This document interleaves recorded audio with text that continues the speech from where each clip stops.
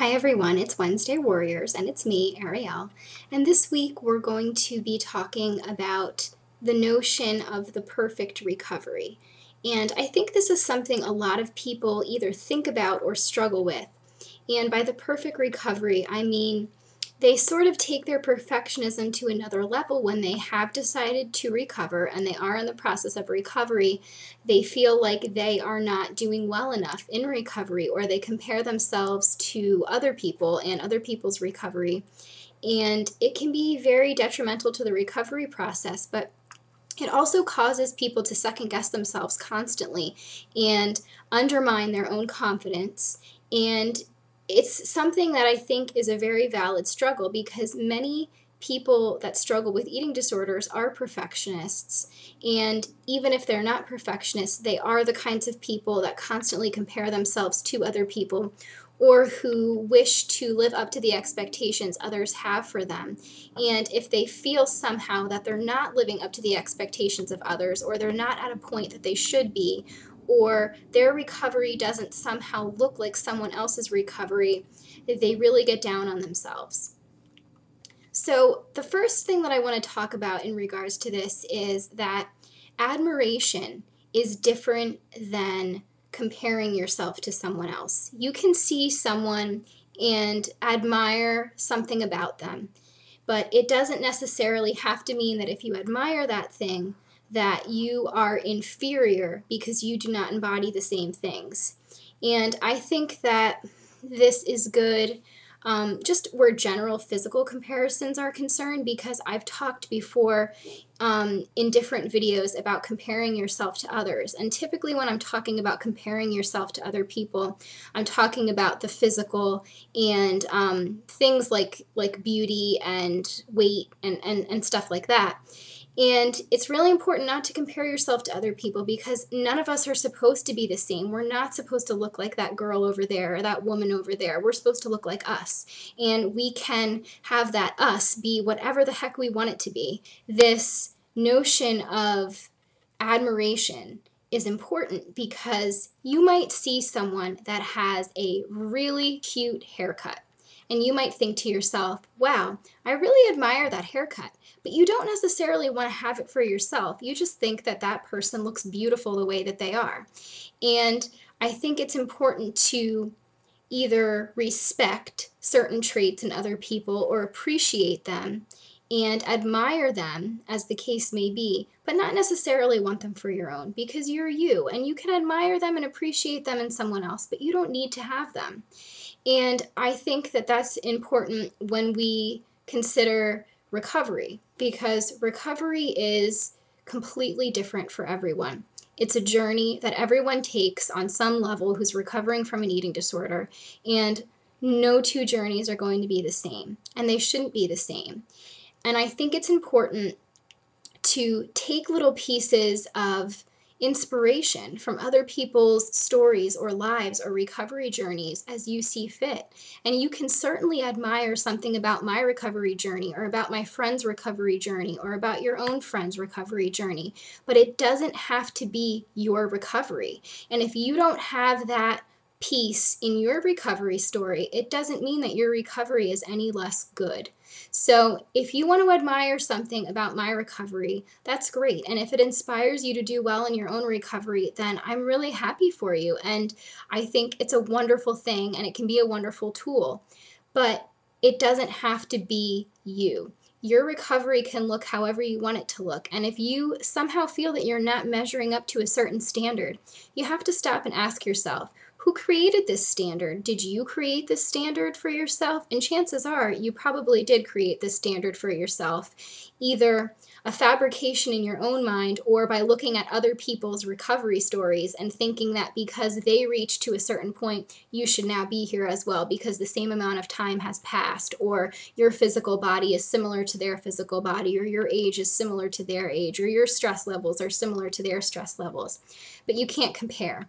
You can't compare your beauty. You can't compare your body. You can't compare your wonderful, intelligent traits.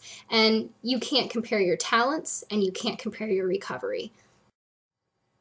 I think when I say to people that they can't compare themselves to other people in recovery, and they shouldn't strive for the perfect recovery. They get confused because they think recovery is something that should be full of goals, and goals are great, and you need to have goals. Goals are important, but goals are not the same thing as the perfect recovery.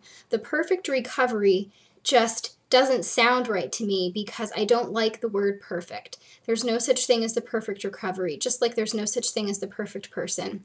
And you are an imperfect individual, as are we all. So your recovery can't be a perfect thing. And I think of it this way. You plan your life and you think that you're going to be at a certain place at a certain point or a certain age or a certain time in your life. And you plan for your life to turn out a certain way, but it turns out a different way. And it's not necessarily bad, it's just different. And I think you have to think of recovery like this because you can plan it out all you want, but it probably is not going to go according to your plan because there's so many variables, there's so many things that can change. You can change as a person. The people around you can change. You can surround yourself with new people all the time. Your life path can change. Your occupation can change. Your stressors can change. New things can throw you for a loop all the time.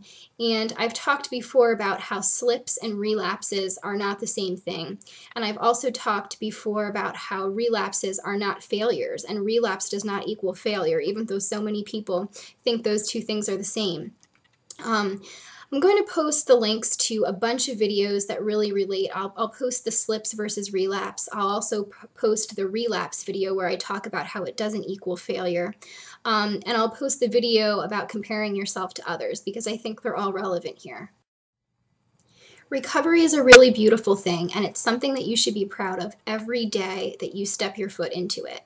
And if you can think of recovery as an ever-changing thing instead of something that you have to achieve like a line and you're going to meet all these points at certain times. If you stop thinking of recovery as a timeline and you start thinking of it as an ever-changing, evolving transformation, I think you'll feel a lot better about not having to achieve that perfect recovery. And I also want to stress to you that you're not alone if you think that you don't measure up to your own standards of recovery or other people's standards of recovery. And if you're always seeking the perfect recovery, you're not alone because so many people feel that they're not quite where they should be and they can't quite figure out why they feel that way. Or maybe they know exactly why they feel that way and it's because they are comparing themselves to other people's versions of recovery. But we're all different and we all should be. When I talk about goals, I usually talk about small goals. I think that small goals are so much more important than large goals because you can't say, for example, by this time next year, I'm going to weigh this much, or by this time next year, I'm going to have a job and a boyfriend and my eating disorder will be gone and I'll be living on my own. It's just too big and so many things can happen in that year. And giving yourself a deadline is really, really detrimental to the recovery process because if you don't meet all of those goals by the deadline you've set for yourself, you're going to feel a sense of failure when really you may have accomplished so many things along the way. But if you don't do what you said you wanted to do by that date, it's going to feel like a failure, just like school, just like a job. Take one day at a time. Take 1 week at a time. Say, this week I'm going to try to eat 3 meals a day, if that's something that you're struggling with, for example. Don't say, from now on I'm going to eat 3 meals a day. Just say, this week I'm going to try to eat 3 meals a day. If that's too difficult, start even smaller and say, today I'm going to eat 3 meals a day. You can change it and tailor it to your own recovery and your own needs and your own problems.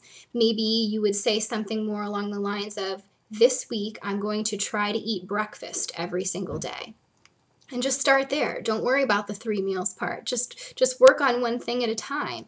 And I'm just throwing out random examples. Everyone's eating disorder is different. Everyone's lives are different and problems and struggles are different and everyone's recovery is different. But that seemed like a simple example. don't get too lost in your own head, and don't get too worried about meeting expectations you've set for yourself or that other people have set for you. I did a video several months ago about high expectations and the high expectations that we put on ourselves, and I'll post the link to that too, because I think that video most of all really resonates with the topic this week. I challenge you to do this in a blank page of a notebook, or in a drawing book, or however you best get your thoughts out on paper. Maybe you want to make a collage, whatever it is.